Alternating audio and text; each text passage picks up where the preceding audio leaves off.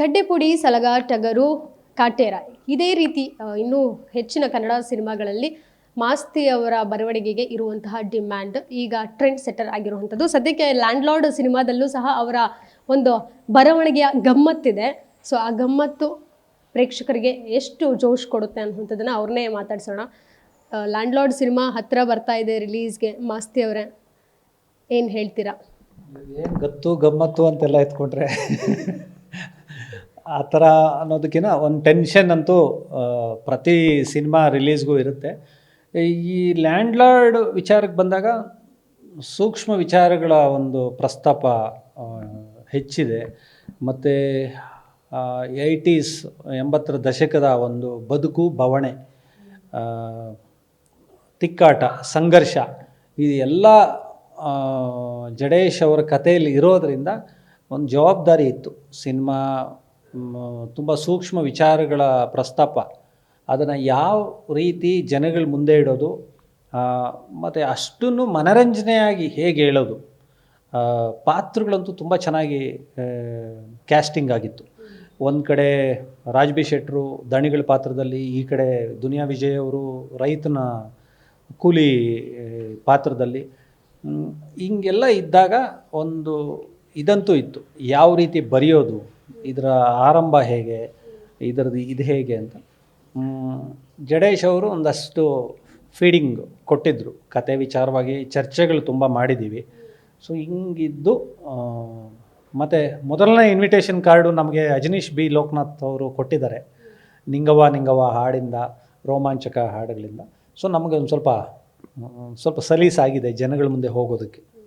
ಈಗ ಮಾಸ್ತಿ ಸರ್, ನೀವೇ ನೋಡ್ಬೋದು, ಕನ್ನಡ ಇಂಡಸ್ಟ್ರಿನಲ್ಲಿ ಇರ್ಬೋದು ಅಥವಾ ಪರಭಾಷೆ ಎಲ್ಲಾದರೂ ಅಷ್ಟೇ ನಟಿಮಣಿಯರು ಅವ್ರವ್ರ ಏಜ್ ತಕ್ಕಂಗೆ ಪಾತ್ರಗಳನ್ನು ಚೂಸ್ ಮಾಡ್ತಾ ಹೋಗ್ತಾರೆ. ಅದರಲ್ಲೂ ಸಹ ಗ್ಲಾಮರಸ್ ಇರ್ಬೋದು, ಕ್ಯೂಟ್, ಬಬ್ಲಿ ಈ ರೀತಿ ಪಾತ್ರಗಳು. ಆದರೆ ರಚಿತಾ ರಾಮ್ ಅವರು ತಮ್ಮ ಏಜ್ಗೂ ಮೀರಿ ಈ ನಿಂಗವ್ವ ಪಾತ್ರವನ್ನು ಅವರು ಅಭಿನಯಿಸಿರುವಂಥದ್ದು. Duniya Vijay sir like salt and pepper ಶೇಡಲ್ಲಿ ಕಾಣಿಸ್ಕೊಂಡಿರೋದು.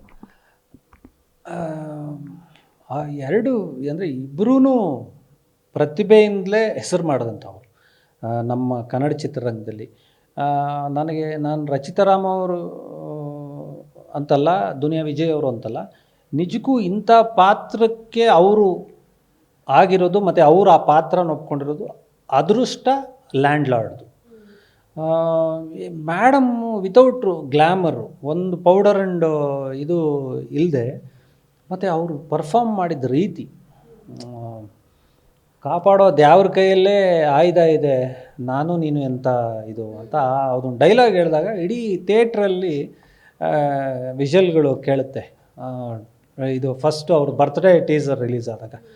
ಅಂದರೆ ನಟಿ, ಯಾರು ಕ್ಯಾಮ್ರಾ, ನೀನು 10 ಕ್ಯಾಮ್ರಾ ಇಡು, ಒಂದು ಕ್ಯಾಮ್ರಾಗೂ ಅವ್ರು ಹೆದರಲ್ಲ. 1000 ಜನ ಆರ್ಟಿಸ್ಟ್ಗಳಿರಲಿ, ಯಾರನ್ನೂ ತಲೆ ಕೆಡಿಸ್ಕೊಳಲ್ಲ. ಕನ್ನಡದ ನಟಿ ಇವತ್ತು ಬೇರೆ ಭಾಷೆಗಳಲ್ಲೂ ಸದ್ದು ಮಾಡ್ತಾ ಇದ್ದಾರಲ್ವ, ಆ ಒಂದು ಗೊತ್ತಿಲ್ಲದೆ ಹಂಗೆ ನುಗ್ಗಕ್ಕೆ ಸಾಧ್ಯ ಇಲ್ಲ, ಸಾಧನೆ ಮಾಡೋದಕ್ಕೆ ಸಾಧ್ಯ ಇಲ್ಲ. ಸೊ ಆ ವಿಚಾರದಲ್ಲಿ ಇಡೀ ಈ ಕಡೆ ಸಿನಿಮಾ ಟೀಮು ಅದೃಷ್ಟ ಮಾಡಿತ್ತು, ಮೇಡಮ್ಮು ಅದೃಷ್ಟ ಮಾಡಿದರು. ಏಕೆಂದರೆ ಲೈಫಲ್ಲಿ ಕಲಾವಿದರಿಗೆ ಒಂದು ಅವಕಾಶ ಸಿಗುತ್ತೆ, ಪಾತ್ರಗಳು ಸಿಗೋದು ಬೇರೆ, ಆದರೆ ಒಂದು ಅವ್ರ ಮನಸ್ಸಿಗೆ ಇಷ್ಟ ಆಗುವಂಥ ಪಾತ್ರ ಸಿಗೋದು ಬೇರೆ. ಸೊ ಆ ನಿಟ್ಟಿನಲ್ಲಿ ಲ್ಯಾಂಡ್ ಲಾರ್ಡಲ್ಲಿ ಆ ಪಾತ್ರ ತುಂಬಾ ಚೆನ್ನಾಗಿದೆ. ನೀವು ಬರೆಯುವಂತಹ ಡೈಲಾಗ್ಸ್, ಆ ಡೈಲಾಗ್ ಡೆಲಿವರಿ ಇರಬಹುದು, ನೀವು ಅಂದ್ಕೊಂಡಂಗೆ ಅದು ಎಕ್ಸ್ಪೆಕ್ಟ್ ಮಾಡ್ದಂಗೆ ಆ ನಟ ನಟಿಯರಿಂದ ಬಂದಾಗ ಆಗುವಂತಹ ಖುಷಿ. ನಾವು ಈಗ ನಮ್ಮದು ಕ್ಯಾಮ್ರಾಮೆನ್ದು, ಡೈರೆಕ್ಟ್ರದು ಏನು ಅಂದರೆ, ಡೈರೆಕ್ಟ್ರು ಆಲೋಚನೆಯೇ ಕತೆ ಆಗಿರುತ್ತೆ. ಆ ಕತೆ ಮಾಡೋವಾಗ, ಚಿತ್ರಕಥೆ ಪೋಣಿಸೋವಾಗಲೇ ಅವರೊಂದು ಚಿತ್ರ ನೋಡಿರ್ತಾರೆ. ಇನ್ನು ಆ ಕಥೆನ ಯಾವ ವಿಷನ್ನಲ್ಲಿ ಶೂಟ್ ಮಾಡಬೇಕು ಅಂದಾಗ DOP, ಡೈರೆಕ್ಟರ್ ಆಫ್ ಫೋಟೋಗ್ರಫಿ, ಅವರೊಂದು ಸಿನಿಮಾ ನೋಡಿರ್ತಾರೆ. ಸೊ ನಾವೊಬ್ಬರೇ ತಲೆ ಬಗ್ಗಿಸ್ಕೊಂಡು ಸಿನಿಮಾ ನೋಡೋದು, ಬರ್ಕೊಂಡು ಸೊ ನಮಗೊಂದು ಸಿಗುತ್ತೆ, ಅಂದರೆ ಇದು ಈ ಪ್ಯಾಟ್ರನ್ನಲ್ಲಿರುತ್ತೆ ಅಂತ. ಸೊ ಈ ಪಾತ್ರನ ಈ ವ್ಯಕ್ತಿ ಮಾಡ್ತಾಯಿದ್ದಾರೆ, ಈ ನಾಯಕ ಮಾಡ್ತಿದ್ದಾರೆ, ಈ ಕಲಾವಿದ ಮಾಡ್ತಿದ್ದಾರೆ ಅಂದಾಗ ಒಂದು ಇದಂತೂ ಚೆನ್ನಾಗಿ ಸಿಗುತ್ತೆ. ಇಲ್ಲ ಇವರು ತಿಂದಾಕ್ತಾರೆ, ಈ ಪಾತ್ರನ ಸಖತ್ತಾಗಿ ಮಾಡ್ತಾರೆ ಅಂತ. ಆ ವಿಚಾರದಲ್ಲಿ ಲ್ಯಾಂಡ್ ಲಾರ್ಡಲ್ಲಿ ಮಾಡಿರೋ ಎಲ್ಲ ಕಲಾವಿದ್ರು, ಯಾಕೆಂದರೆ ಜಡೇಶ್ ಅವ್ರಿಗೆ ಆ ಕ್ಯಾಸ್ಟಿಂಗ್ ತುಂಬ ಚೆನ್ನಾಗಿ ಗೊತ್ತು, ಮತ್ತು ಬೆರೆಸ್ತಾರೆ. ಈ ರಂಗ ಪ್ರತಿಭೆಗಳನ್ನ ಮತ್ತು ಕಲಾವಿದರನ್ನ ಬೆರೆಸ್ಬಿಟ್ಟು ಆ ಕ್ಯಾಸ್ಟಿಂಗ್ ಡಿಪಾರ್ಟ್ಮೆಂಟ್ ಚೆನ್ನಾಗಿ ಗೊತ್ತು ಈ ಪಾತ್ರಕ್ಕೆ ಇವರು ಸೂಟ್ ಆಗ್ತಾರೆ ಅಂತ. ತರುಣ್ ಸರ್ ಜೊತೆ ಇದ್ದಾಗ ಅವರು ಆ ಕೆಲಸ ಮಾಡಿದರು. ಅಂದರೆ ತರುಣ್ ಸರ್ ಒಂದು ಸ್ವಲ್ಪ ನೆಕ್ಸ್ಟ್ ಲೆವೆಲ್ ಇದು ಚಾನ್ಸ್ ತೊಗೋತಾರೆ. ಅಂದರೆ ಈ ಪಾತ್ರನ ಇದು ನಿಭಾಯಿಸೋಕ್ಕಾಗಲ್ಲ ಅನ್ನೋರ್ಗೆ ಆ ಪಾತ್ರ ಕೊಡ್ತಾರೆ. ಈಗ ಫಾರ್ ಎಕ್ಸಾಂಪಲ್ ಚೌಕ ಅಲ್ಲಿ ಕಾಶಿನಾಥ್ ಸರ್ ಮಾಡಿರೋ ಪಾತ್ರ ಯಾರೂ ಎಕ್ಸ್ಪೆಕ್ಟ್ ಮಾಡಲ್ಲ. ಒಬ್ಬ ಕಮಿಡಿಯನ್ನು ಹೀರೋ ಆ ಪಾತ್ರ ಮಾಡಿ ಇದು ಮಾಡಿದ್ರಲ್ಲ, ಸೊ ಆ ಥರ. ಬಟ್ ಜಡೇಶ್ ಅವ್ರದ್ದು ಏನು ಅಂದರೆ ನೆಲದ ಕಥೆಗಳನ್ನ ಹೆಣೆಯೋದ್ರಿಂದ ಆ ನೆಲಮಟ್ಟದ ಕಲಾವಿದರನ್ನ ಚೆನ್ನಾಗಿ ಇದು ಮಾಡ್ಕೊತಾರೆ. ಆ ಮಣ್ಣಿನ ಇದಿರಬೇಕು ಮತ್ತು ಆ ಸ್ಲ್ಯಾಂಗು ಅದೆಲ್ಲ ಅಚ್ಚುಕಟ್ಟಾಗಿ ಬರಬೇಕು.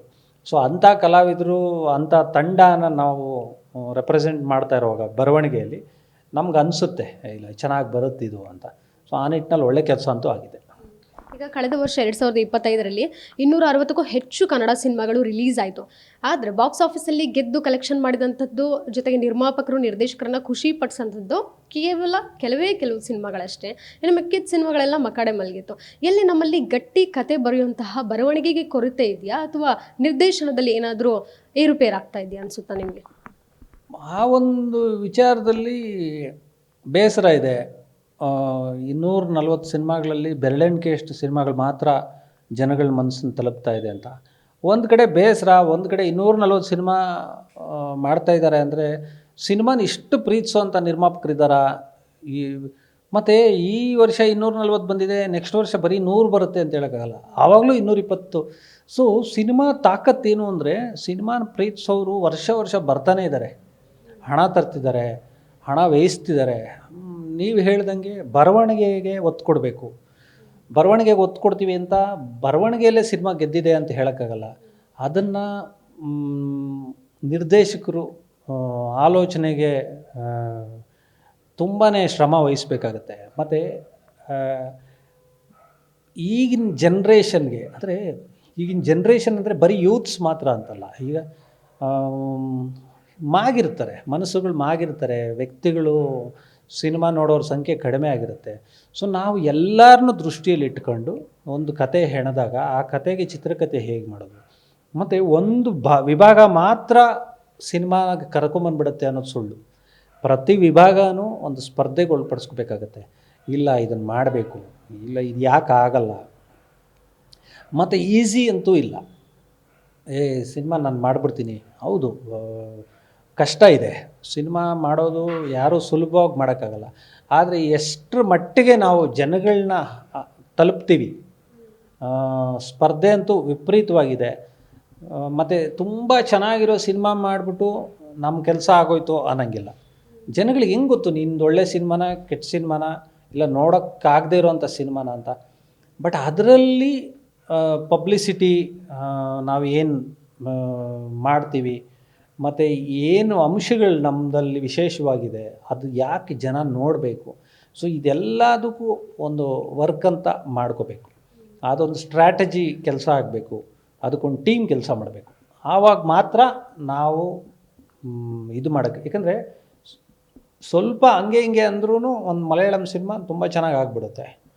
ಏಕೆಂದರೆ ಅವರು ಹಿಡಿಯೋ ವಿಷಯಗಳು ಜನರ ಮಧ್ಯೆ ನಡೆಯುವಂಥ ವಿಚಾರಗಳನ್ನೇ ಸಿನಿಮಾ ಮಾಡ್ತಿದ್ದಾರೆ. ಯಾವುದೋ ಊಹೆಗಳನ್ನ ಸಿನಿಮಾ ಮಾಡ್ತಿಲ್ಲ ಅವರು. ನಮ್ಮ ಮಧ್ಯೆ ನಡೆಯುವಂಥ ಕಥಾವಸ್ತುನೇ ಸಿನಿಮಾ ಮಾಡ್ತಿದ್ದಾಗ ಜನಗಳಿಗೆ ನಾಟುತ್ತೆ. ಹಂಗಂತ ನಾವು ಅದನ್ನೇ ಮಾಡಬೇಕು ಅಂತಿಲ್ಲ. ಆಲೋಚನೆ ಬರಹಗಾರರಿಂದ, ನಿರ್ದೇಶಕರಿಂದ, ಟೀಮ್ ಇಂದ ಮಾತ್ರ ಬರೋಕ್ಕೆ ಸಾಧ್ಯ. ಅದನ್ನು ಕುತ್ಕೊಂಡು ಕೆಲಸ ಮಾಡಿ, ಅಂದರೆ ನಾನು ಇದನ್ನು ಏನಕ್ಕೆ ಹೇಳ್ತಿದ್ದೇನೆ, ಆನ್ ಟೇಬಲ್ ಫಸ್ಟು ನೀವು ಏನು ಡಿಸ್ಕಷನ್ನು ನೀವು ಬರೀತಿರಲ್ಲ ಅಲ್ಲೇ ನಿಮಗೆ ವರ್ಕ್ ಆಗೋ ಥರ ಕೆಲಸ ಮಾಡಬೇಕು. ಅಲ್ಲಿ ಅಚ್ಚುಕಟ್ಟಾಗಿ ಆಗಿಬಿಟ್ರೆ ಬಿಳಿ ಕಾಗದದ ಮೇಲೆ ಗೆದ್ದ ಸಿನಿಮಾ ಬಿಳಿ ಪರದೆಯ ಮೇಲೆ ಗೆಲ್ಲುತ್ತದೆ ಅನ್ನೋ ನಂಬಿಕೆಯಲ್ಲಿ ಕೆಲಸ ಆಗಬೇಕು. ದುನಿಯಾ ವಿಜಯ್ ಸರ್ ಹಾಗೂ ಅವ್ರ ಮಗಳು ನಿಜ ಜೀವನದಲ್ಲೂ ತಂದೆ ಮಗಳು, ಸಿನಿಮಾದಲ್ಲೂ ತಂದೆ ಮಗಳು. ಅವ್ರಿಗೆ ಕೊಟ್ಟಂತಹ ನಿಮ್ಮ ಬರವಣಿಗೆಯಲ್ಲಿ ಬಂದಂತಹ ಡೈಲಾಗ್ಸ್ ಅದು ಕಾಕತಾಳೀಯ. ಏಕೆಂದರೆ ವಿಜಯವ್ರ ಮಗಳು ನಾನು ಬೆಳ್ಳಿತೆರೆ ಮೇಲೆ ಬರಬೇಕು, ನಾನು ನಟಿಯಾಗಿ ಗುರುತಿಸ್ಕೋಬೇಕು ಅನ್ನೋ ಸಮಯದಲ್ಲೇ ವಿಜಿ ಕೂಡ ಬಟ್ ತಯಾರಿ ಮಾಡ್ಕೊ, ನಿನ್ನನ್ನು ನೀನು ಫಸ್ಟು ಮಿರರ್ ಮುಂದೆ ಒಬ್ಬಳೇ ಇದ್ದಾಗ ಆ ಅಭಿನಯದ ಏನು ಒತ್ತಕ್ಷರಗಳು ಅಕ್ಷರಗಳೆಲ್ಲ ಕಲ್ತ್ಕೊಂಡು ಬಾ ಅಂತ ಹೇಳಿದರು. ಆ ಸಮಯಕ್ಕೆ ಕರೆಕ್ಟಾಗಿ ಜಡೇಶ್ ಅವರು ಕತೆ ಹೇಳಿದ್ರು. ಆ ಕಥೆಯಲ್ಲಿ ಕೂಡ ಅಪ್ಪ ಮಗಳ ಪಾತ್ರನೇ ಇತ್ತು.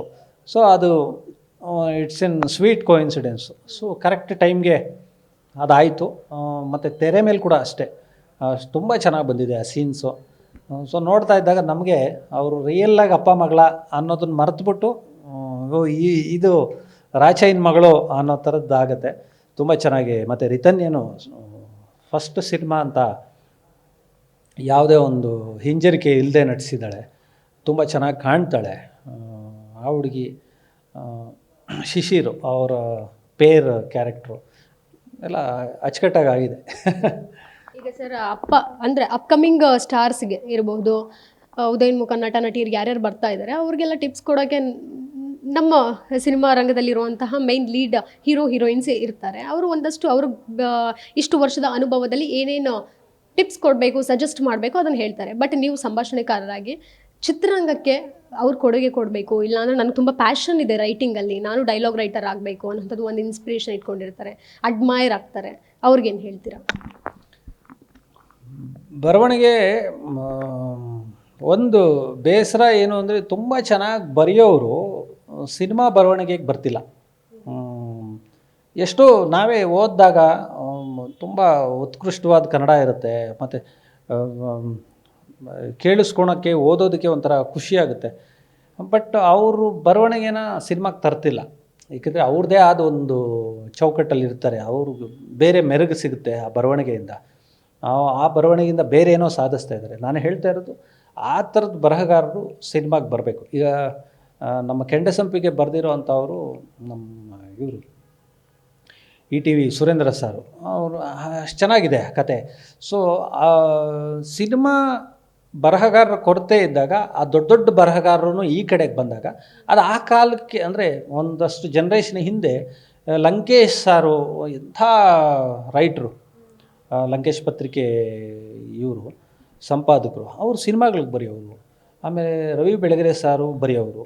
ಸೊ ಈಗ ಪತ್ರಿಕೆಗಳಲ್ಲಿ ಬರೆಯೋರು ಸಿನಿಮಾಗಳಲ್ಲಿ ಬರಬೇಕು, ಸಿನಿಮಾಗಳಲ್ಲಿ ಬರೀಬೇಕು. ಆ ಒಂದು ಕೆಲಸ ಆದಾಗ ಬ್ಯಾಲೆನ್ಸ್ ಆಗುತ್ತೆ. ಬರೀ ಸಿನಿಮಾ ಬರವಣಿಗೆ ಬರೆಯೋರು ಮಾತ್ರ ಸಿನಿಮಾಗೆ ಬರೆದಾಗ ಅದೊಂದು ಕಾರ್ನರ್ ಆಗಿಬಿಡುತ್ತೆ. ಸೊ ಎಲ್ಲ ಥರದ ಬರಹಗಾರರು ಬಂದಾಗ ಬರವಣಿಗೆ ಗಟ್ಟಿಯಾಗುತ್ತೆ, ಸಿನಿಮಾ ಗಟ್ಟಿಯಾಗಿ ನಿಲ್ಲುತ್ತೆ. ಇನ್ನು ರೀಸೆಂಟಾಗಿ ಸುದೀಪ್ ಅವರು ಪೈರಸಿ ವಿರುದ್ಧ ಒಂದು ಯುದ್ಧಕ್ಕೆ ಕರೆ ಕೊಟ್ಟಿದ್ರು. ಅದಾದಮೇಲೆ ಡೆವಿಲ್ ಸಿನಿಮಾ ಇರ್ಬೋದು, 45 ಈ ರೀತಿ ಕನ್ನಡ ಬಿಗ್ ಸ್ಟಾರ್ ಸಿನಿಮಾಗಳು ಯಾವ್ದ್ಯಾವ್ದು ಬಂತು, ಇಂಟರ್ವಲ್ ಬಿಟ್ಟ ತಕ್ಷಣ ಇಡೀ ಸಿನಿಮಾ ಪೈರಸಿ ಆಗುತ್ತೆ. ಯಾವುದೋ ಒಂದು ಆ್ಯಪಲ್ಲಿ ಬರುತ್ತೆ, ಲಿಂಕಲ್ಲಿ ಬರುತ್ತೆ, ಎಷ್ಟೇ ಡಿಲೀಟ್ ಮಾಡಿಸಿದ್ರು ಮತ್ತೆ ಅದೇ ರೀತಿ ಭೂತ ರೀತಿ ಅದಕ್ಕೆ ಕಾಡುತ್ತೆ. ಲ್ಯಾಂಡ್ ಲಾರ್ಡ್ಗೂ ಅಷ್ಟೇ, ಅದು ಸಹ ಎಲ್ಲರೂ ಒಂದು ಸಪರೇಟ್ ಟೀಮ್ ಇದೆ ಅನ್ನೋವಂಥದ್ದನ್ನೇ ಈಗ ಚಿತ್ರರಂಗದಲ್ಲಿ ಬಿಂಬಿಸಿರೋ ಅಂಥದ್ದು.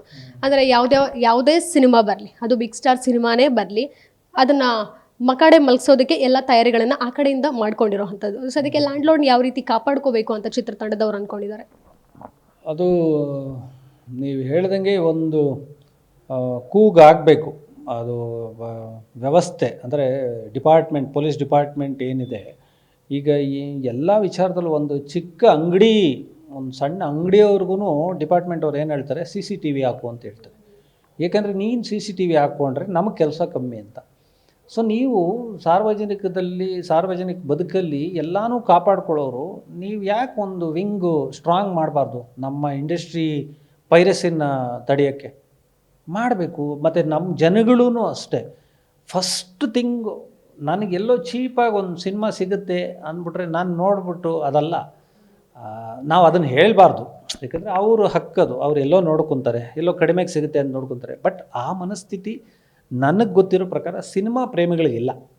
ಸಿನಿಮಾ ಪ್ರೇಮಿಗಳು ಪೈರಸಿಯಲ್ಲಿ ನೋಡಲ್ಲ, ಅವರು ಥಿಯೇಟ್ರ್ ಆ್ಯಂಬಿಯನ್ಸ್ನ ಎಂಜಾಯ್ ಮಾಡ್ತಾರೆ. ಥಿಯೇಟ್ರಲ್ಲಿ ಜನಗಳ ಮಧ್ಯೆ ಬರೋ ಒಪಿನಿಯನ್ಸ್ನ ಮತ್ತು ಫಸ್ಟ್ ಹೋಗಿ ಅದನ್ನು ನೋಡಬೇಕು. ಆ ಸಿನಿಮಾ ಪ್ರೇಮಿಗಳಲ್ಲಿ ಪೈರಸಿ ಇಲ್ಲ. ಆದರೆ ಪೈರಸಿ ನೋಡೋರ್ದು ನಾವು ಕೂತ್ಕೊಂಡು ಹೇಳೋಂಗಿಲ್ಲ, ನೀನು ನೋಡೋಂಗಿಲ್ಲ ಅಂತ. ಬಟ್ ತಡೆಯೋ ಅಂಥ ಇದು, ಅದನ್ನು ಯಾರು ಮಾಡ್ತಾರೆ ಅದಕ್ಕೆ ಕಠಿಣವಾದ ಶಿಕ್ಷೆಗಳು ಆಗಬೇಕು. ಮತ್ತು ಅವ್ರ ಮನೆಯಲ್ಲಿ ಯಾರೋ ಒಬ್ಬ ಹುಡುಗ ದುಡ್ಡು ದುಡಿತಾ ಇದ್ದಾನೆ ಅಂದರೆ ಅವ್ರ ಮನೆಯವರು ಎಚ್ಚೆತ್ಕೋಬೇಕು. ಹೆಂಗೆ ನಮ್ಮ ಮಗ ಹಿಂಗೆಲ್ಲ ದುಡ್ಡು ಸಂಪಾದನೆ ಮಾಡ್ತಾವನಲ್ಲ ಅಂದ್ಬಿಟ್ಟು ಬೈಬೇಕು. ನೋಡೋ ನೀನು ಮಾಡ್ತಾ ಇರೋದು ಹಲ್ಕ ಕೆಲಸ, ಇನ್ನೊಂದು ಯಾರೋ ಹುಡುಗನ ಹಿಡ್ಕೊಂಡು ಹೋಗೋರತ್ತೆ ಅಂತ ಎಲ್ಲ ಬೇರೆ ಮಟ್ಟದಿಂದ ಅದಾದಾಗ ವ್ಯವಸ್ಥೆಯಿಂದ ಆಗಬೇಕು. ಆ ಮಾಡೋರು ಮನೆಯಲ್ಲಿ ತಡಿಬೇಕು. ಅವನ ಸ್ನೇಹಿತರು ಯಾರೋ ಈಗ ನಮ್ಮ ಸರ್ಕಲಲ್ಲಿ ಒಬ್ಬ ಇಂಥ ಕೆಲಸ ಮಾಡ್ತಾ ಇದ್ದಾನೆ ಅಂದರೆ ಆ ಸ್ನೇಹಿತರು ಹೇಳಬೇಕು, ಇಲ್ಲ ಕಣೋ ನೀನು ಮಾಡ್ತಾ ಇರೋದು ತಪ್ಪು ಅಂತ. ಸೊ ಎಲ್ಲನೂ ಅಲ್ಲಲ್ಲಿ ಮಟ್ಟ ಹಾಕ್ಕೊಂಡು ಹೋದಾಗ ಒಂದು ಆರೋಗ್ಯಕರವಾಗಿರೋ ಒಂದು ಸಮಾಜ ನಿರ್ಮಾಣ ಆಗುತ್ತೆ. ಒಂದು ಉದ್ದಿಮೆ, ಇದು 100 ವರ್ಷದ ಉದ್ದಿಮೆ, ಇದು ಎಂತೆಂಥ